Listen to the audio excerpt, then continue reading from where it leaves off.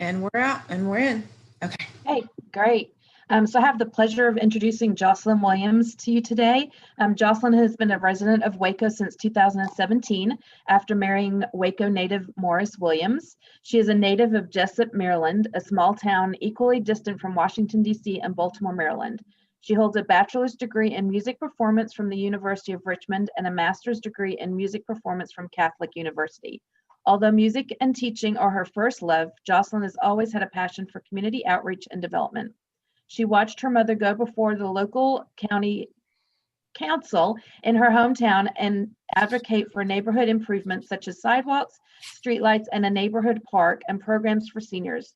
So joining the grassroots community development is just like walking in her mother's footsteps. She is the newest member to Grassroots beginning in December 2019.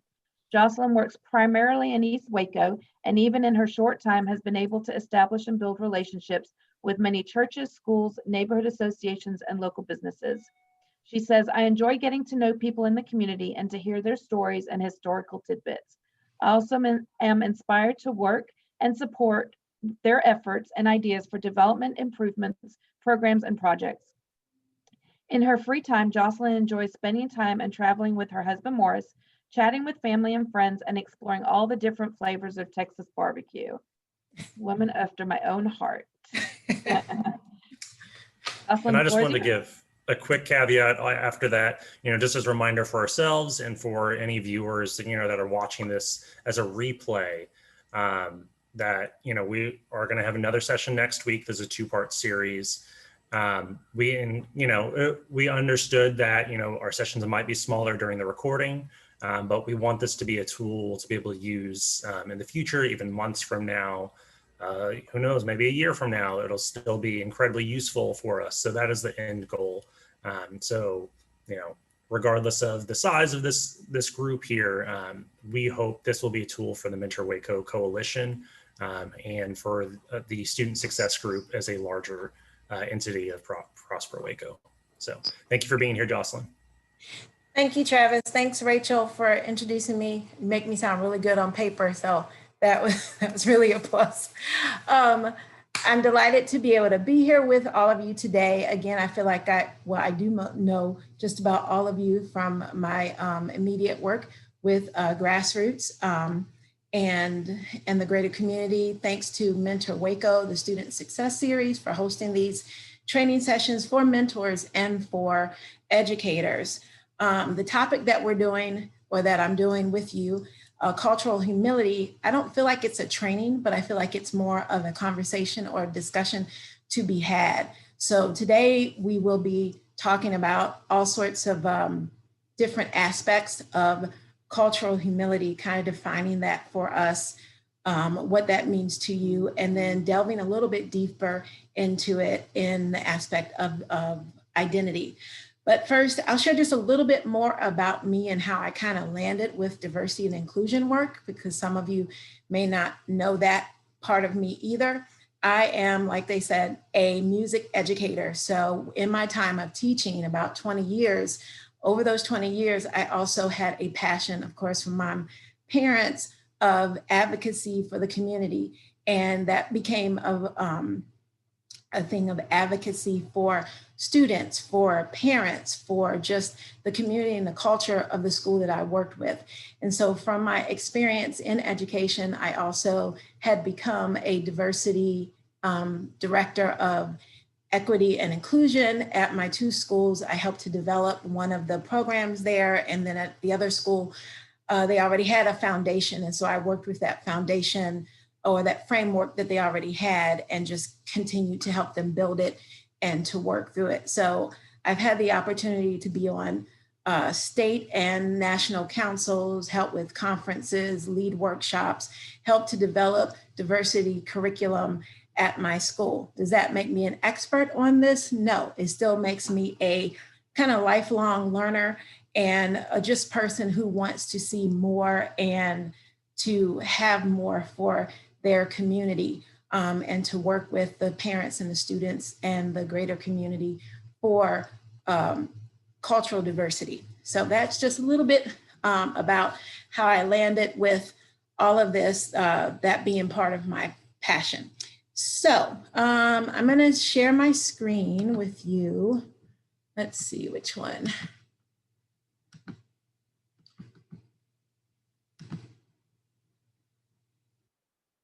this going here.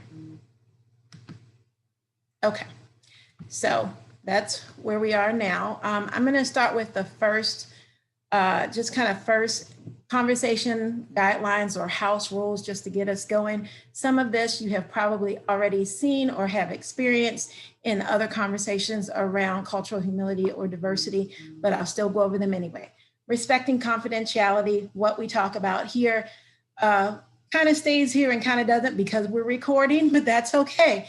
But at least we have, I want there to be, or hopefully there is a feeling of welcome and that you feel vulnerable to be able to share whatever it is that you would like to share.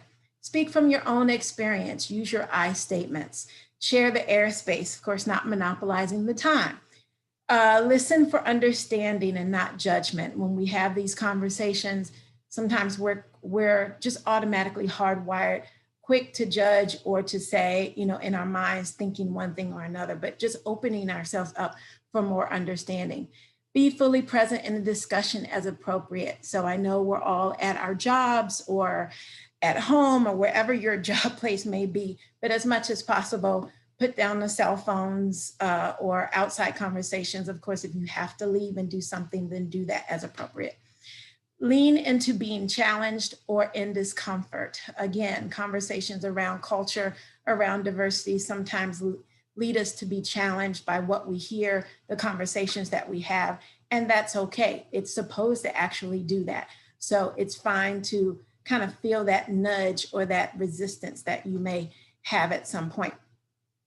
Be open to silence and reflection. Silence is okay also. Sometimes I'll ask a question or we'll just be silent and reflect, and that's fine also. And then you, of course, are free to eat and drink during this session because, again, this is around the lunchtime, and I think originally we were setting it up for in-person, and so people would be eating and drinking.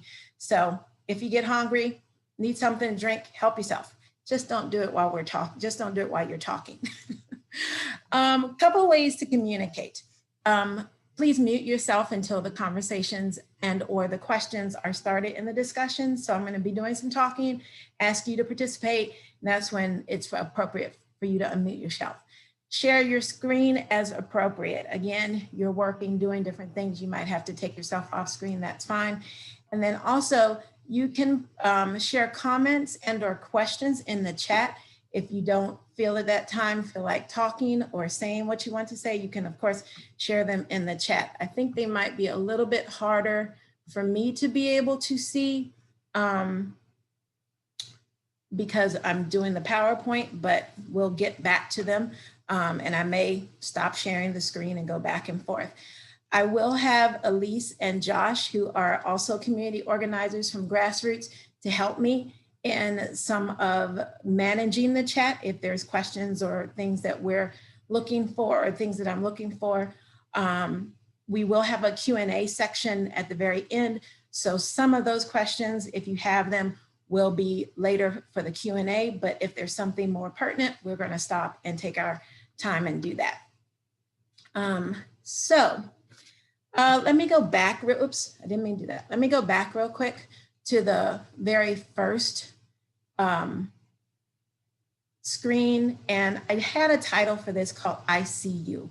And so we're definitely going to talk about that a little bit more, but let me stop sharing the screen for a second and come back to the group. And the first thing that I do want to ask, and some of this I know again from some of you, but if not, that's okay too. You can either share, unmute yourself and share, or put it in the chat, but I'd like to know how long each of you have either been a mentor or been an educator or just in the job of being a mentor. It doesn't even have to be here in Waco. You could have moved like myself and been a mentor or educator somewhere else. So I'm looking at 1 to 5 years, 5 to 10 years, or 10 years plus. So like I said, you can either unmute or you can put it in the chat. I'm just curious with the group that we have right now. Okay. So I'll unmute. This is Bridget Hines. So I have been in education since 1997. Okay. Me too. That's a long time. Yeah. That's me. That's when I started teaching, and yeah, cool. I started teaching in 1978, and so I'm a teacher for a long time, and then I've been directing a program for over a decade here. So most of that time has been spent, I guess, in a way mentoring. Okay. All right, I'm seeing, so we have some longevity here. We have some 10+ year people. We have some 5 to 10. So we have some moderate groups. We don't have anybody that's really like their first, second year or so in that. Okay, cool. That works. And then what is it from hearing about the cultural humility title, this topic? Just real quick, again, you can put in the chat, you can unmute yourself and share, but what is it? What is something that you would like to gain or have a takeaway from these next 2 weeks from today? And if you're joining us again on Thursday, what is a takeaway that you would like to maybe have? Not that I can deliver it, but just so that we have it in mind.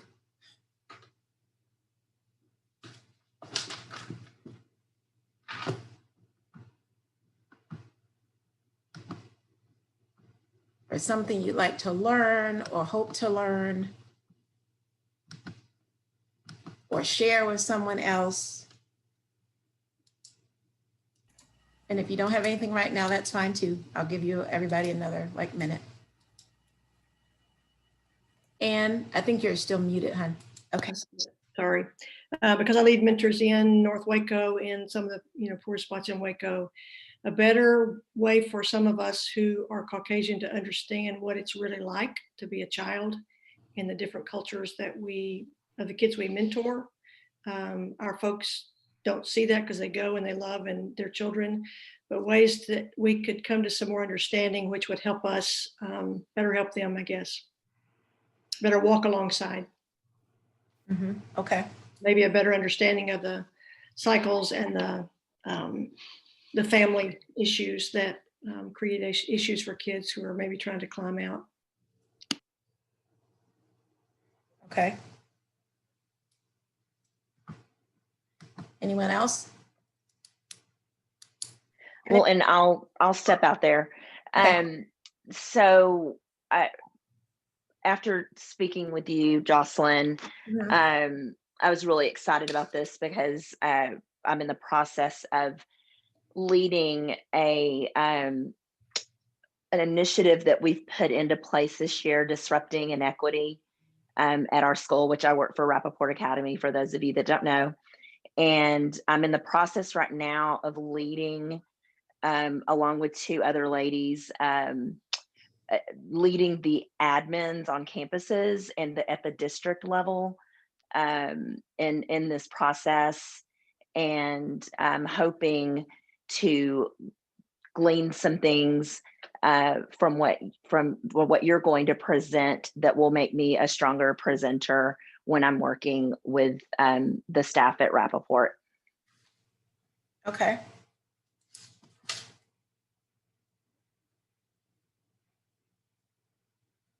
Okay. All right. Well, like I said, again, if there are questions, concerns, thoughts, put them in the chat or, raise your hand. We're a small group, which is great because that way we can kind of really talk among each other and stop and move and flow as we feel fit, we see fit. But I'm going to, I think, go back and share my screen again to get us back on with what we're doing.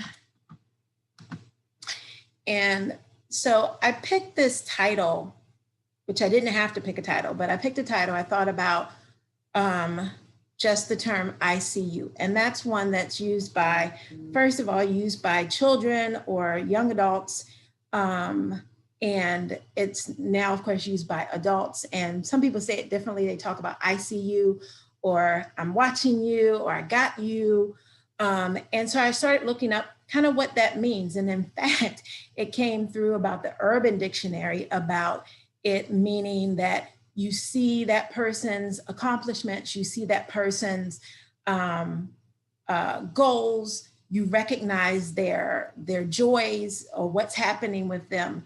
And also it comes into it even in different cultures, it can mean different things. So from that certain African tribes, there are sayings that really talk about the same thing, I see you.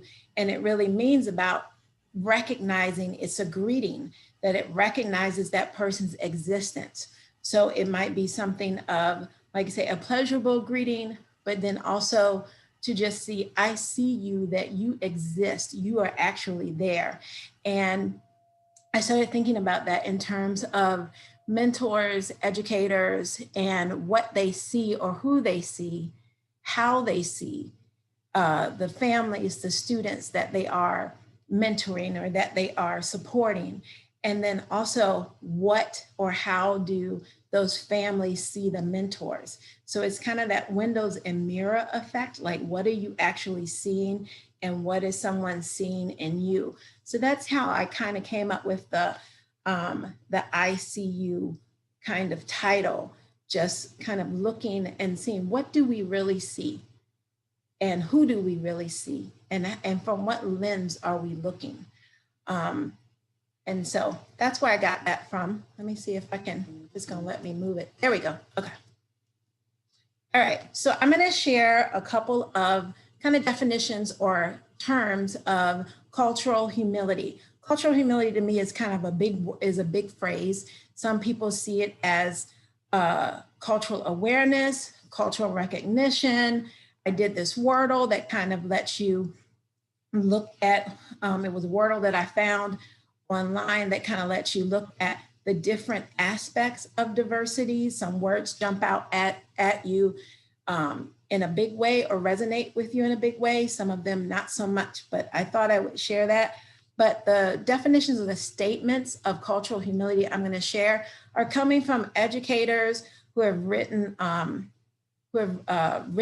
either books or journals or papers or articles or what have you around cultural humility from their own educational background, from their own experiences, either inside or outside of the classroom. So I'm going to share a couple of these that I found that kind of are almost the same, but say it in a different way, and then we're going to talk about it. So the first one is one that we have found to use at Grassroots that helps us to kind of just talk about the overall idea of cultural humility. It is a humble and respectful attitude towards individuals of other cultures that pushes one to challenge their own cultural biases, realize they can't possibly know everything about other cultures, and approach learning about other cultures as a lifelong goal and process. And then here's another one about defining cultural humility. Again, it's a lifelong process of self-reflection, self-critique, continual assessment of power imbalances, and the development of mutually respectful relationships and partnerships. And then here's kind of an overlooked strategy or something else to consider, that it's a willingness to suspend what you know or what you think you know about a person or a group of people based on generalization about their culture. And it helps you to shift the focus of trying to understand other people to a focus of your own self-awareness. It also allows you to acknowledge that one's own perspective may be full of assumptions and prejudices.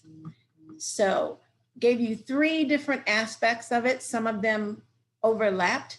Some of them kind of gave you different ways to kind of look at it. This one gave you strategies or a perspective and ways to look at cultural humility. Again, I'm going to stop sharing because I want to see people's faces or their pictures.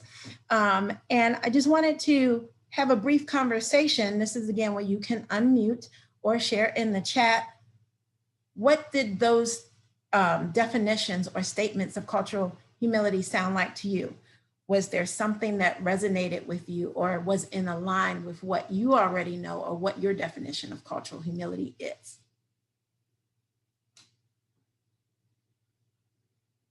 I know I gave you a lot.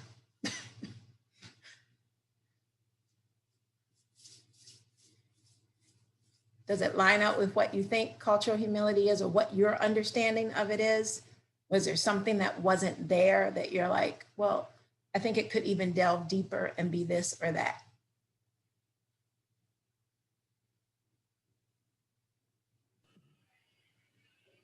Or was it With the, moment? oh, Go ahead. with the third kind of strategy that you shared, I liked how it reframed from like wanting to know or like getting to know other cultures to more of a self-awareness piece. I don't think I had heard it quite said that way. And so I really like that reframing of more kind of being aware of your own self and the biases you might be holding and suspending those in the moment. Okay. Kind of going on the tail end of that, one thing that stuck out to me, which is the smallest detail, is one of the citations that was on there was an article or paper that said cultural competence versus cultural humility. I thought that was a really interesting distinction of, you know, saying it's not about like necessarily just knowing and then it's like a checklist of like, okay, I know that, you know, I've got that. Whereas humility is more of a process and an ongoing state. Whereas competence is something where you could say, oh, I'm competent in that, like, you know. And so I think that's an interesting distinction. Yeah, a lot of educators, schools started out with the cultural competency term to help them kind of have benchmarks of what their schools should have, like on their walls and bulletin boards, how they market things, even the literature used within the classroom. And then things started shifting and saying, like just what you said, Travis, that it's not like a checklist, that this is an ongoing thing, because your school or the people that you mentor, the families, they change all the time, just like we change all the time, or the school change. Every year you have a different group of students, or every year you might have a different group of mentors. And so not just saying, okay, I know everything there is to know about the African-American culture, check, got that, and I'm ready to move on. That changes all the time. So I think now people have really shifted to cultural humility, because it is just kind of raising your awareness overall and understanding that you don't know everything, you won't know everything, but you can know and open yourself to know something and to learn more. And it also allows you for that self-reflection and critique to learn more even about you and about how you, your view, your background, where you come from, and how that works with the influence that you have within your community or within your group that you're working with. So yeah, definitely. Anybody else? I think I saw something in the chat. Charles said, I agree with what you said, especially emphasizing being a learner who seeks to understand. So yeah, that's very important about just opening yourself up to be able to do that. So we're gonna shift a little bit. We have a little bit of an activity, and I think normally we would have done this in breakout rooms, but because we're a small group, we're gonna stay together. And so I'm gonna reshare my screen with you. Let me go back.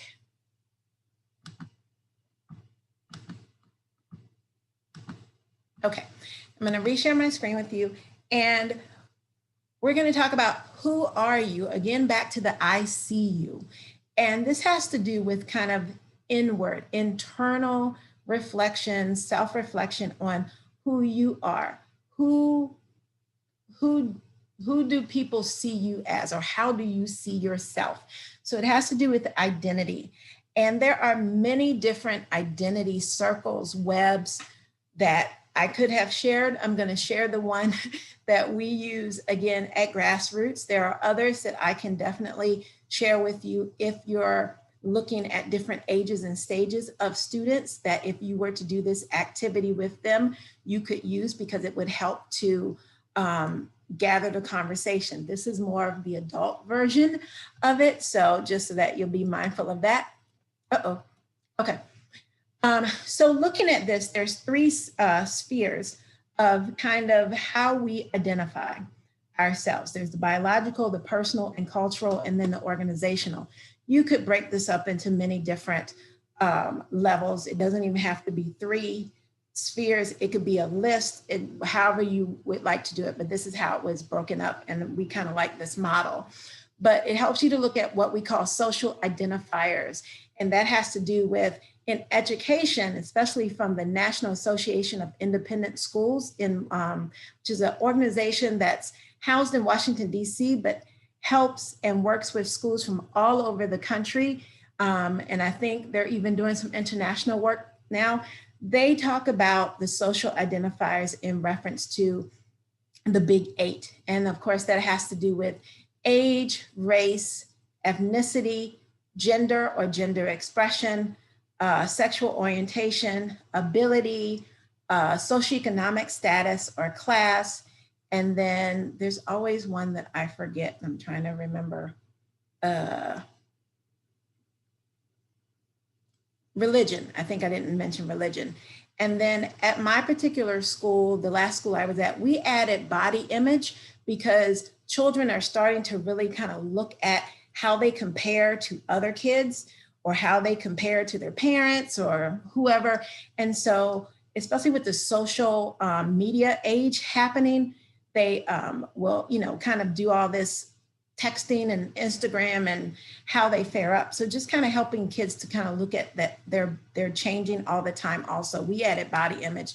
And so we changed that from the Big 8 to the Big 9, but mainly it's the Big 8.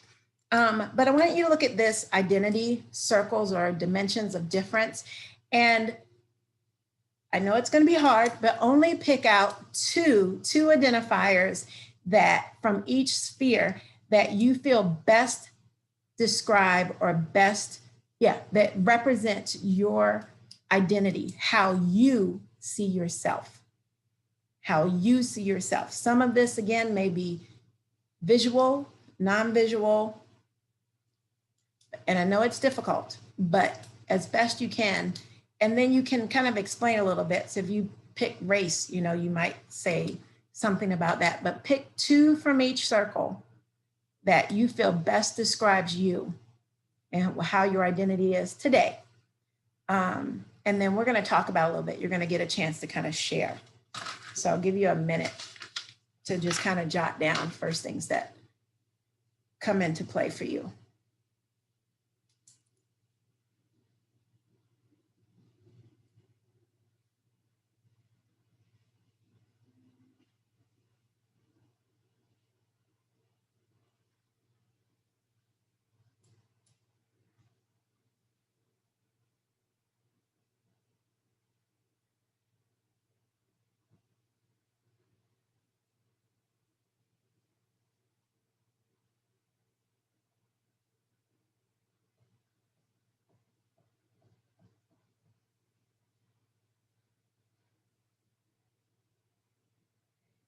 All right, just one more minute.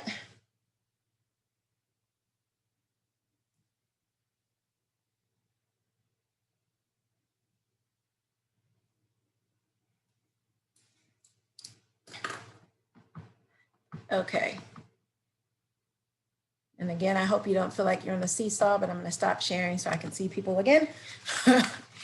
And we're now going to share. I'm going to give you, whoever wants to share, we could at least have like 3 out of the, 3, 6, 8 people, 3 or 4, like half of our group.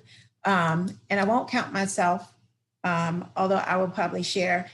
And it's interesting to me before we even talk about this, it changes for you depending on the day, because we did this a month ago and I didn't pick like half of the, and today is just different. And so I'm like, okay. So again, how your identity can change on you, or how you see yourself changes. So anybody want to go first? And you share what you want. If you don't want to share all 6, you don't have to. You can share, 2 or 3 that stood out.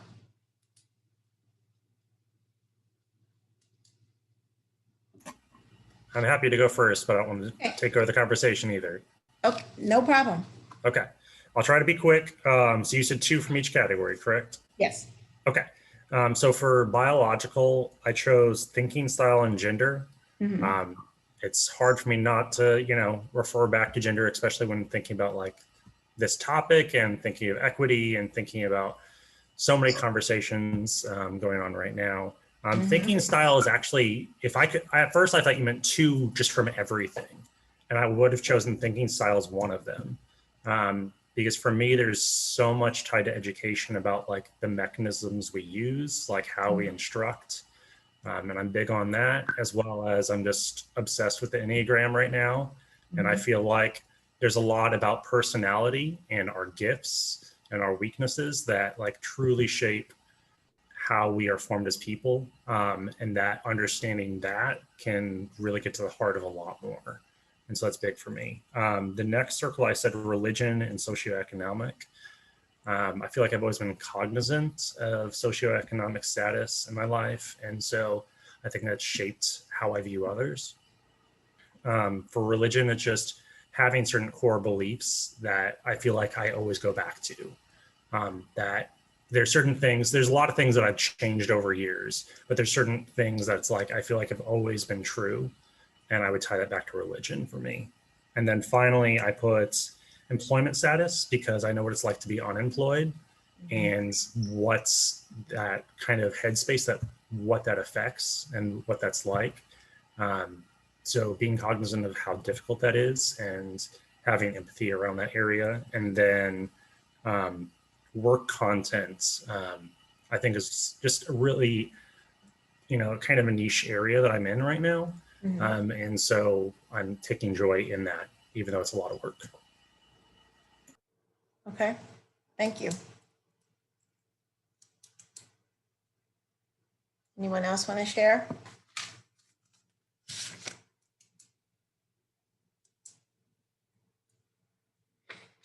I'll share mine real quick. Again, like I said, it seems to change each time or every other time I do it, just depending on what's in my thinking of my own identity or what resonates with me. From the biological, I picked gender and race. Again, race being a construct, but really thinking about who I am as gender, African-American woman in this day and age, or even thinking about historically how we've had to, or how I've had to just kind of justify who I am, what I do, and maybe why I do what I do. Personally and culturally, I put in religion and geography. Being a Christian, very important to me, always has been, was kind of born in the church. So that's always been a big part of my life. Geography, because I'm a transplant. I'm not from here, and just kind of learning more about Southwest or the Texas area and how that works, or how it's different or very similar to the East Coast. And then under organizational, that was a little difficult. I put in work content, field, and title. Never been a community organizer, and that has a different kind of spin to it too. It has a big umbrella that, you can, I think what we do at Grassroots is different from maybe what another group does, that they call themselves community organizers. And then that has to do with the field that you're in, the work content, how you go at, what you go after. So that's kind of how I shared it. But that had never come up before until today. So that's interesting for me. All right. One more person, or if we could have one more person to share, would be helpful. Let me see.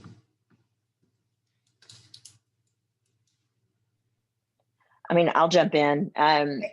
So when I look at the biological, as of late, I think because I'm turning 49 this year, age has been heavy on my mind. And then ethnicity is a big way that I identify.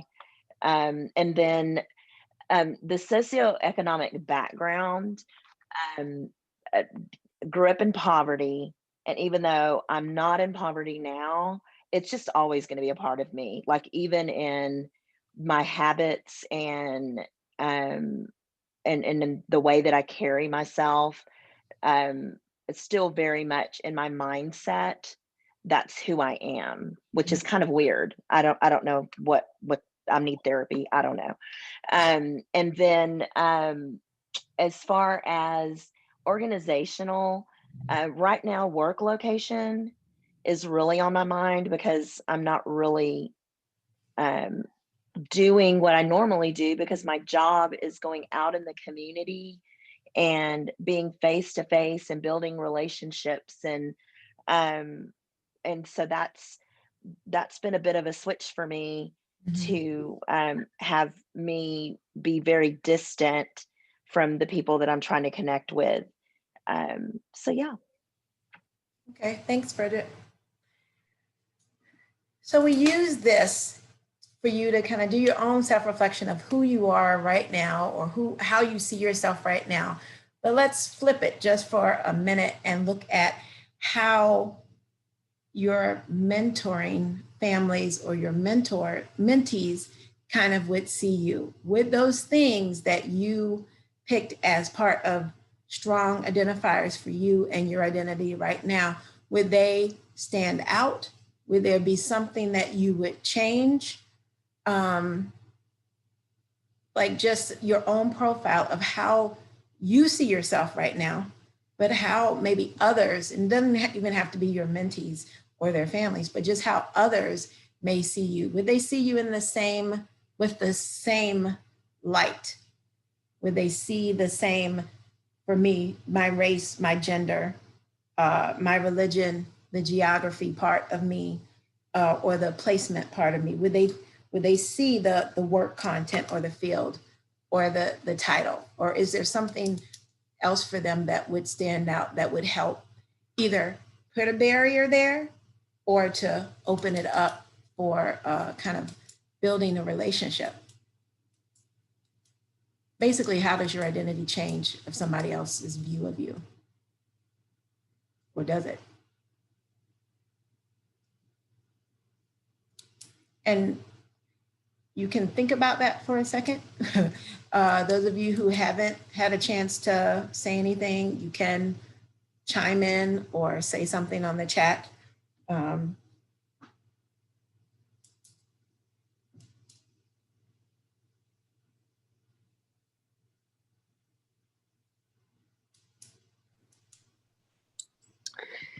Hey, Jocelyn, this is Charles. I would say my perception, I don't know if it's accurate, my perception is that my mentees pick up on probably primarily race and socioeconomic background, perceived socioeconomic background, and I think gender as well.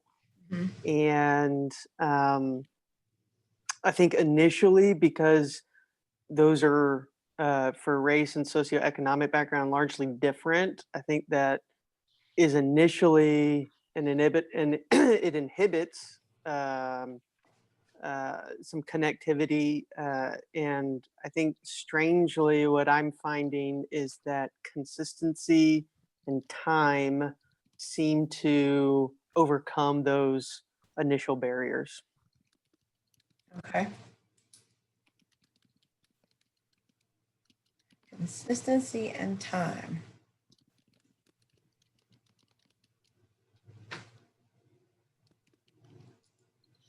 Anyone else?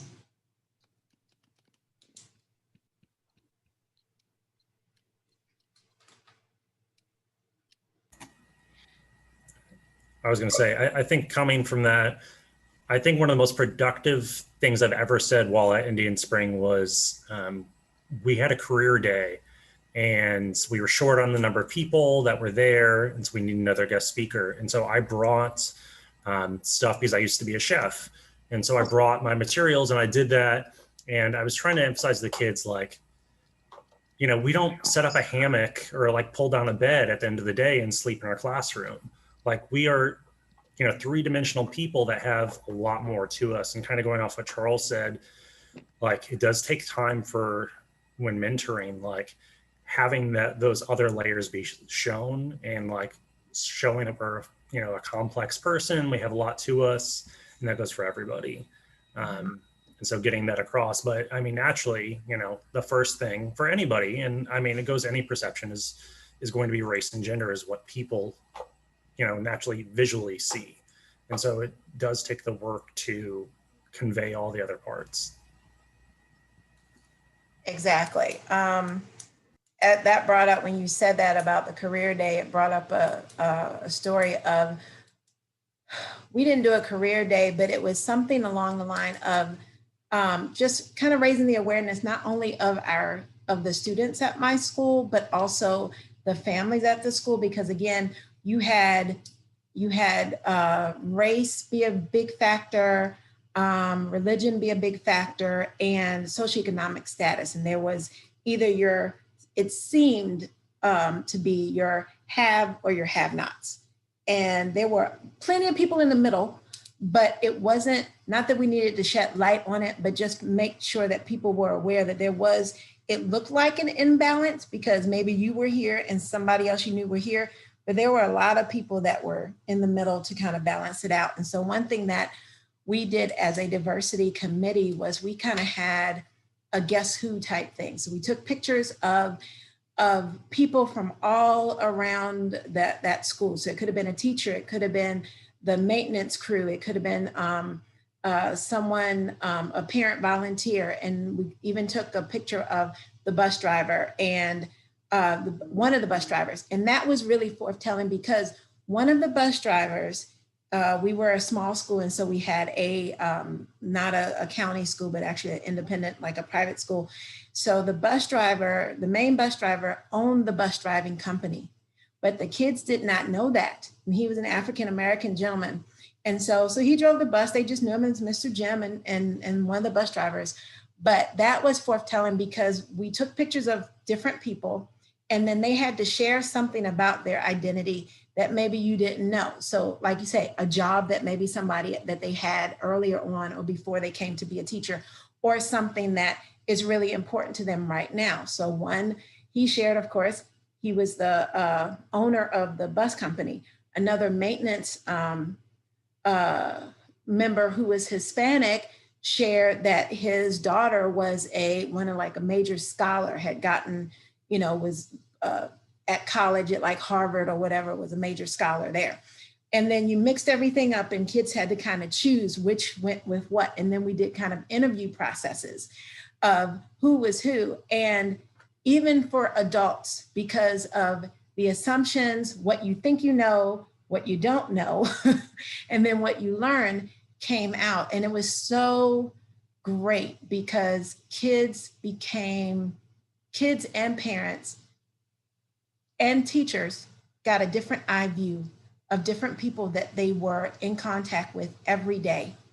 And it helped them to really see that it's not just about what you see as one story, but as you see it, as you start learning and communicating and getting to know others, getting to know their background, getting to know their life experiences as appropriately and as they want to share. That is the hard part about being an educator or a mentor to a mentee.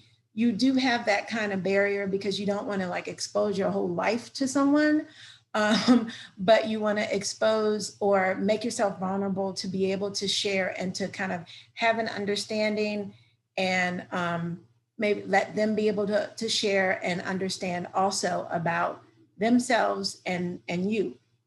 That kind of brings us to the next thing that I wanted to do, was to share a slight video. I know we did start a few minutes late, so I think we're going to delve into, and thank you, Bridget, with knowledge comes understanding. Exactly.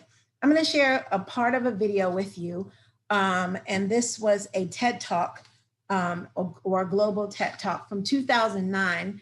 And this is through, and I don't want to get her name wrong, so let me say it as slowly as possible. She's a Nigerian novelist, and I'm saying her name like Chimamanda Adichie. And she has spoken about different cultures and not only her own. And her TED Talk was called The Danger of a Single Story. And some of you may be very familiar with it. I'm not going to share the whole thing. You can, of course, go on YouTube and check it out yourself. But I'm going to share just a snippet. And this was kind of the little biography or the little summary that was written with it. It says, our lives, our cultures are composed of many overlapping stories. And Chimamanda Adichie tells the story of how she found her authentic cultural voice and warns that if we hear only a single story about another person or a country or a people, we risk a critical misunderstanding. So again, it's about the gaining that knowledge. Let me see if I can grab it. Where did it go? Oh, I know where it went. Hold on. I think I know where it went.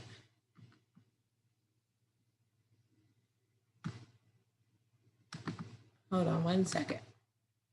Oops. Maybe I can't share it. Oh, maybe I can.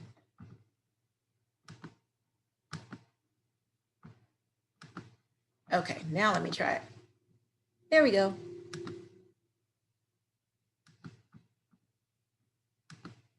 Okay, let's try it now.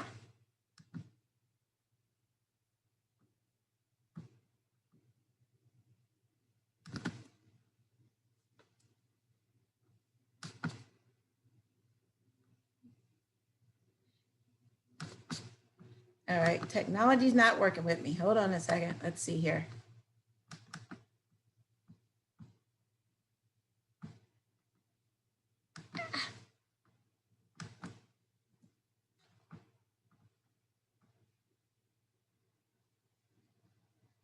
All right. Let me try this one more time. I don't know if it's because I'm also trying to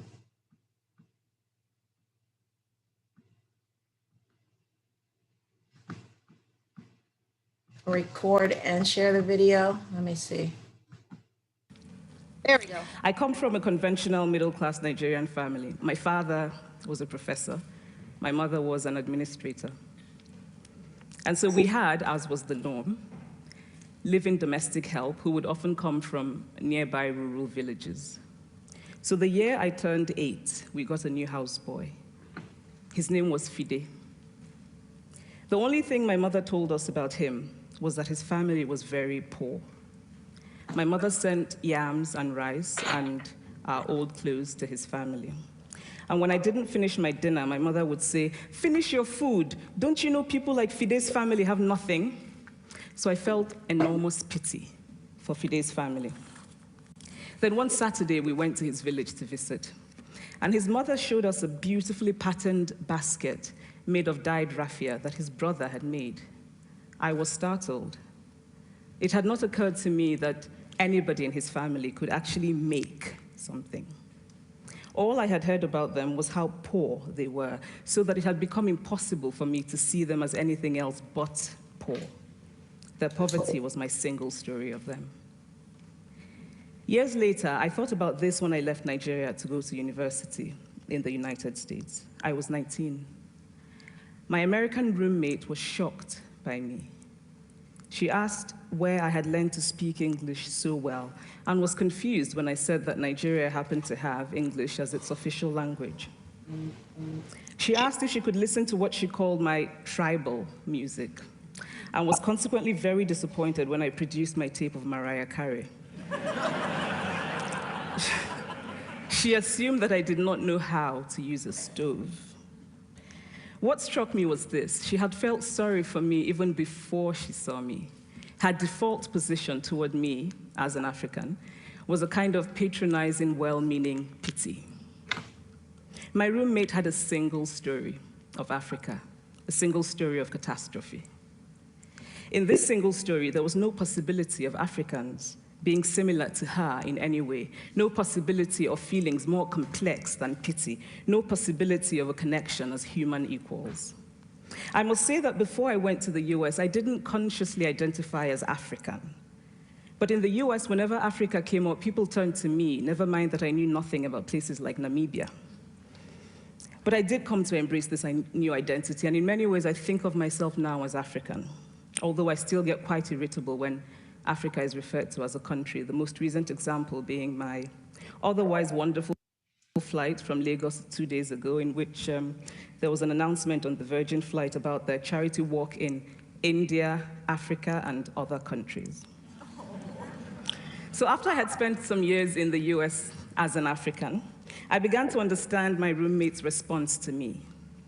If I had not grown up in Nigeria, and if all I knew about Africa were from popular images, I too would think that Africa was a place of beautiful landscapes, beautiful animals, and incomprehensible people fighting senseless wars, dying of poverty and AIDS, unable to speak for themselves, and waiting to be saved by a kind white foreigner.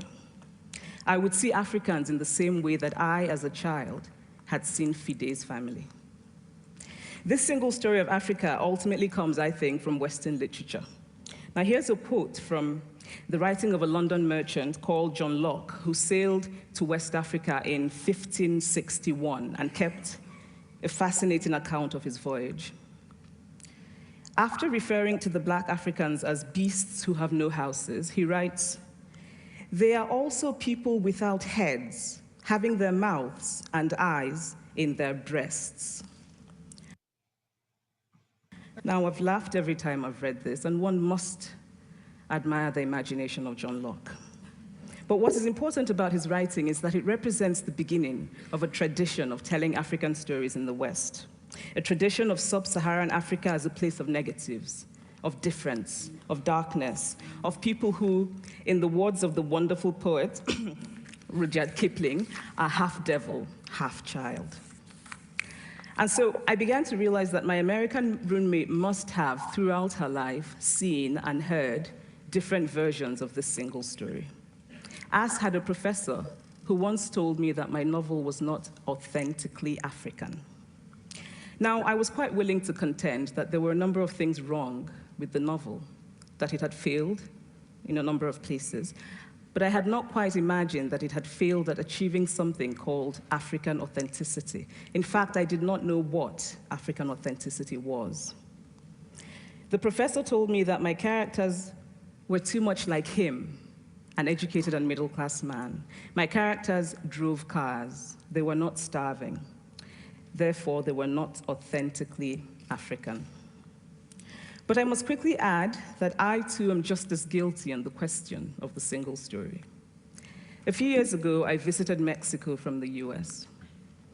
The political climate in the US at the time was tense, and there were debates going on about immigration. And, as often happens in America, immigration became synonymous with Mexicans. There were endless stories of Mexicans as people who were fleecing the healthcare system, sneaking across the border, being arrested at the border, that sort of thing. I remember walking around on my first day in Guadalajara, watching the people going to work, rolling up tortillas in the marketplace, smoking, laughing. I remember first feeling slight surprise, and then I was overwhelmed with shame. I realized that I had been so immersed in the media coverage of Mexicans that they had become one thing in my mind, the abject immigrant. I had bought into the single story of Mexicans, and I could not have been more ashamed of myself.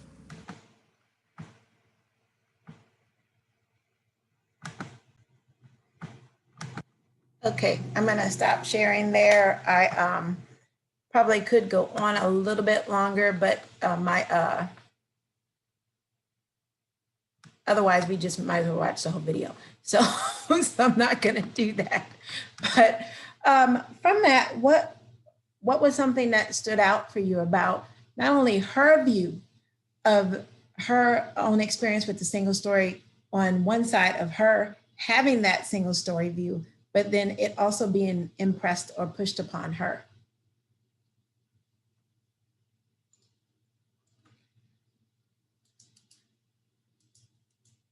Or better yet, do any of us have either side of that single story? Like, have you had an experience where you had your own single story moment that you were thinking you knew something about someone or a situation and it turned out to be totally different, or it was pressed upon you that what someone assumed were you or was about who you are was really not, but it was their single view.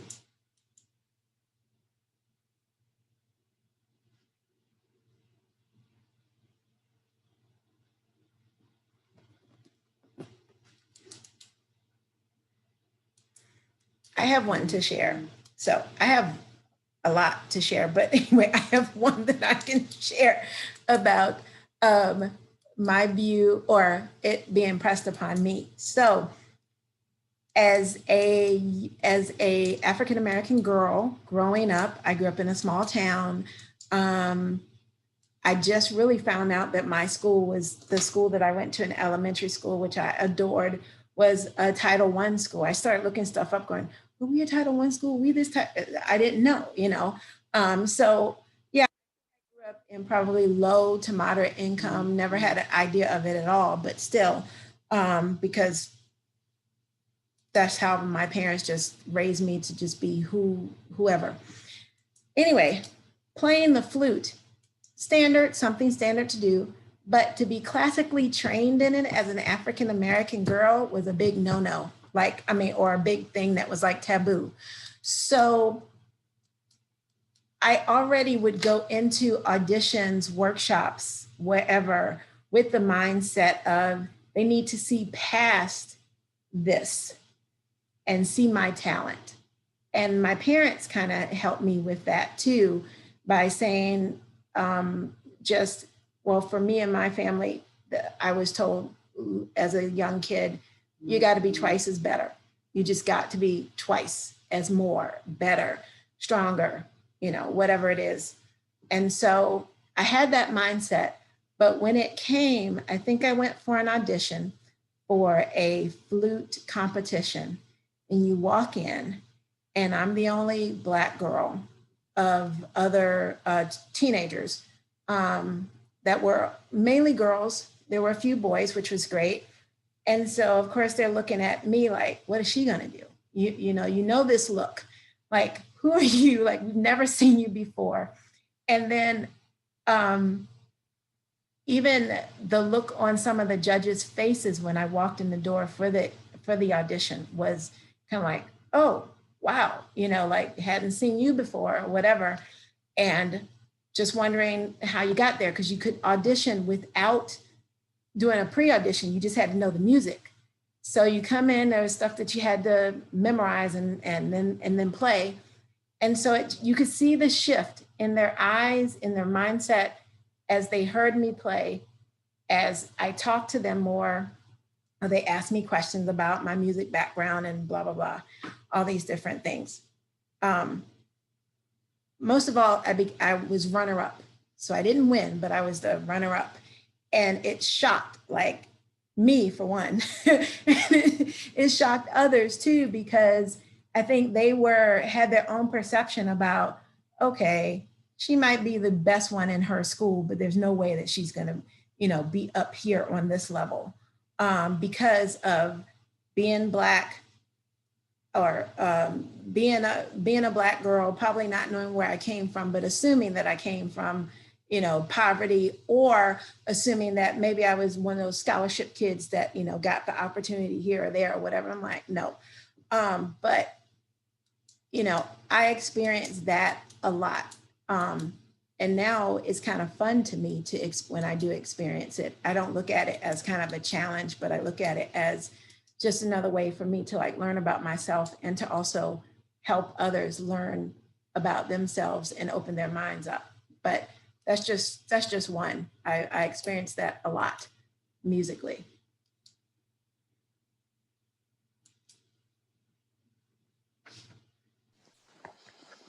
I think for me, something that I've had to personally work through and also have unfortunately seen in others is, I think, the outworking of the single story in my life was in a lot of different situations, especially my 20s, was kind of dealing with the savior complex or hero complex, that I was going to do X, Y, and Z to save people, whatever that was. And I think it was really jarring to start to, thankfully, but almost ashamed about it now, of just like having, my wife and I having to look at the mirror and be like, wow, we've seen this in ourselves. And I think we cyclically have to go back as we get into new contexts and realizing that same, there's still like that same temptation to kind of identify as the hero in the story, as the person coming in. I think especially it's important in entering relationships, of realizing that that lack of context, we tend to kind of inflate ourselves in the story. Yeah, I think it's tremendously important to help future mentors really start to identify those patterns as they step into mentoring relationships. Yeah, I agree. I think that's one of a takeaway. I know we've kind of like touched the surface in a nice way, in a sense, around cultural humility, but just making you, hopefully raising that awareness, and then how you can apply that to either other mentors that you, or other educators that you come in contact with, or that you supervise, or that you assist or work with. Just helping them to kind of see, or helping us all to kind of see, that our life experiences, the influences that we have in our lives or have had in our lives, do shape not only our own existence, but our view and perception of how we see the world, and how we see others that we come in contact with. But that also has to go with building that, like you say, building the relationship. We're all hardwired to have assumptions, to have those biases, to have those prejudices, to have those things in our lives that kind of create those barriers. But overcoming that, and and saying, you know what, I really don't know, everything about that person, or will never know. It doesn't matter if I'm looking at you and I can assume that, yes, you're this one person that probably comes from this and have done that, but I can look at you and not have to see poverty, or I can look at you and don't see, or don't know that you came from an impoverished situation in your life.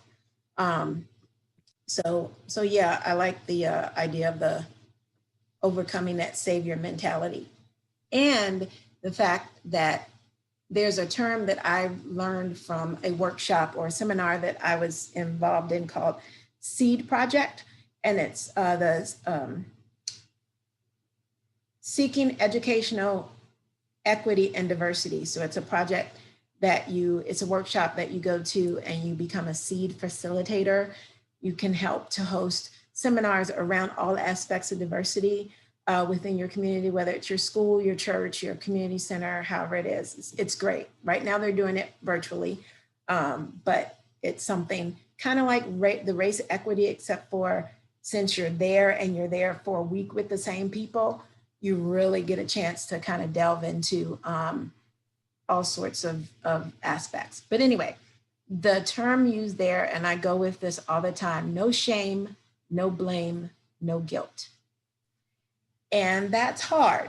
That's hard for some people to be like, well, I feel shameful or I feel guilty over this. But again, it's lifelong learning. No shame, no blame, no guilt. You can't take on the shame or the blame or the guilt of some history. We can learn about it. We can learn from it. But to take all of that on and to say, my people suffered this, I can understand that. Yes, my people suffered this, or my people impressed upon, or the people from my ancestry or my heritage impressed this upon another group of people or what have you, but that's not who you are. That's not who maybe you were raised to be or how you see the world. So learning about the history, learning from the history to be able to move forward is one thing, but getting through that no shame, no blame, no guilt is a whole nother thing that it takes time. It's not something that's easy. And some people don't overcome it. I think it's like an addiction. We struggle with it. Doesn't matter what the conversation is. We all struggle with it. But I know we are almost out of time. We overlapped a little bit. I wanted to give time for any additional Q&A or any additional comments. Next week, we will be delving into some hot topics or things that are more kind of on the forefront. So cultural humility is kind of like your big umbrella. Under that, as you start talking about things, we're talking about unpacking privilege or even the definition around privilege, biases and prejudices that have to do with, of course, racism. And then also talking about microaggressions. And like I said, I learned something about, I don't know if you've heard about it, but cultural integration today, as I was looking up something else. And cultural integration has to do with people from other countries or other areas or even other just cultures adapting to the mainstream culture. Some people may think of it being like coding, wearing a mask, wearing your mask of who you are to be able to fit in. But it has to, I just learned that today. I was like, wow, you might call it something else, but I didn't know it actually had a term called cultural integration. So I may bring that back to you again next week to talk a little bit more about that. But unpacking some of the privilege, especially white privilege, and talking about what that means, biases and prejudices. Again, as a kid, I didn't think about biases. The thing that I heard was prejudice. And they kind of they have their own separate meaning, but then they have similarities to them too. And there's different types of biases that we're gonna kind of define. And then microaggressions. And there's a couple of levels of microaggressions that I'm learning about also. So those are the things that I wanted to share with you that we're gonna delve into next week and hopefully invite somebody to join us. And if not, we'll have our group or whoever's going to join us and we'll keep it going. But I thank you for your time and being a part of the discussion. And now I'm just going to leave it. If we have any other comments, concerns, questions, or I will stop the recording when we're like at a stopping point. I just have one observation, but thank you for what you've done. Well prepared, well presented, lots of good things to think about. And you were talking about how we might think others might see us and how we see others. Mm-hmm. And I go back, I was a musician, I was a band director, coached multiple, 25 or 30 all-state students, and just around kids in our program from 6th to 12th grade. And so I think part of what this goes back for me to what a mentor is, all of it was about, it worked, it grew. In a high school of about 700, we had almost 300 in the high school and state marching championships, but it was about relationships. Mm-hmm. It was about seeing every child as equal. Mm-hmm. And that could be race, that could be ability, that could be mental ability. We had special ed kids that we'd find a place for them. Mm-hmm. We didn't turn anybody away. And we helped everybody the same, and we held everybody to the same standards. In fact, it was like as soon as summer band was over, he would call in the freshmen and he'd call in the seniors and say, we don't have freshmen anymore. We're all band members. We're in this together. We're on the same field together. And it leveled the playing, and I hadn't thought about it until today, but it leveled the playing field because we were all vulnerable. We were all, in a sense, equal in parts, whether teacher or part of a section or, whatever. And I think we were also, in a way, we treated them the same, but we expected the same things. Mm-hmm. And so I had kids calling me Mama B because that's who I was. And a whole bunch of them didn't look like me. And it didn't matter to any of us because it was a true relationship, which I think with what we're doing as a group is about mentoring. It's about relationships. Mm-hmm. When a relationship is in a way equal, like when our mentor sits down with a child at a table in a school, and that's the only person in that adult's life at that point. And there is a feeling of equality and value. And I know that's what y'all are all about, but I think for us to go deeper in these conversations about race, I think it's imperative on us. And one of the things I'm curious, the longer I'm at it, is what do the people in the neighborhood see in me, and how do we get more relational, I guess, with the adults? We've gotten there with the kiddos, but get relational as people with adults and view their, whatever their culture is, as important. And the only goal in my eyes is to help all of us be the best individuals we can be, live up to potential, and not get stuck in ruts, whether that's poverty or emotional or abuse or insecurity or over security, or all of those things we get stuck in. Is just to be human beings. So thank you for what you're doing. Yeah, no, I appreciate the work that's happening through Mentor Waco. I hope these sessions are able to reach more people through the recordings over a period of time, because we don't know right now how things will go or what will happen. But we do know that at some point we will get back to kind of in-person sessions or in-person groupings or mentoring opportunities. It may not be, of course, this year, may not even be next year, but it will happen, So again, it's a lifelong journey, something that changes. And this is teaching us in a different way how to make those relationships, or how to build those relationships. Real quick, there is a movie, it's an old movie, but I think about it a lot. I love that movie. And Anne, you might already know it, but it's one of my go-tos. It's Music of the Heart. The story, it's based on a true story about the violin teacher in New York who started that whole big music program in the public school system in New York. And there's snippets of that really challenged her identity to the school that she was in. She was in, of course, a urban setting, and a lot of kids from all different backgrounds, but really not many that looked like her. She had her kids in the school with her, just trying to make it.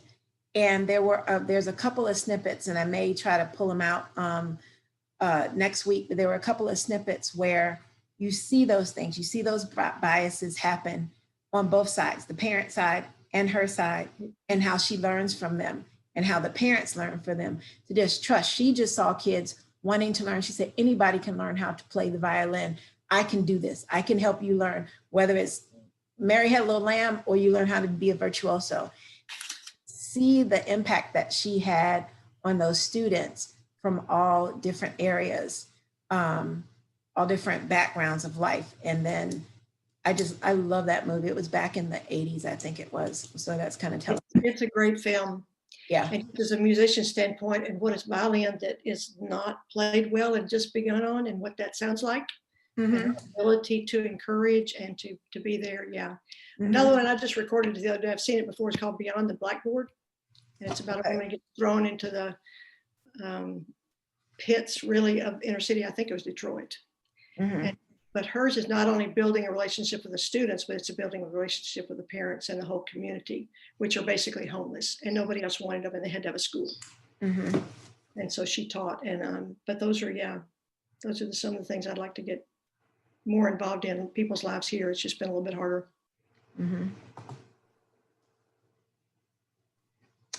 Okay, so Travis, I think we're done. I'm going to stop the recording, okay? Yep. So thank you, everybody. I was just going to add on, Jocelyn, what's the best way to get a hold of you? If somebody watches this video and wants to ask additional questions, what would you suggest? Yes, they can. I meant to put a slide and forgot all about it, but they can email me at my email address, which is Jocelyn, JOCELYN at grassrootswaco, all one word, .org. And I'll have that available next week also, but that's like probably the best way to get in touch with me. Okay. Well, thank you so much. You did a great job with this session. So I'm incredibly excited about next week. All right. Thank you all for being a part.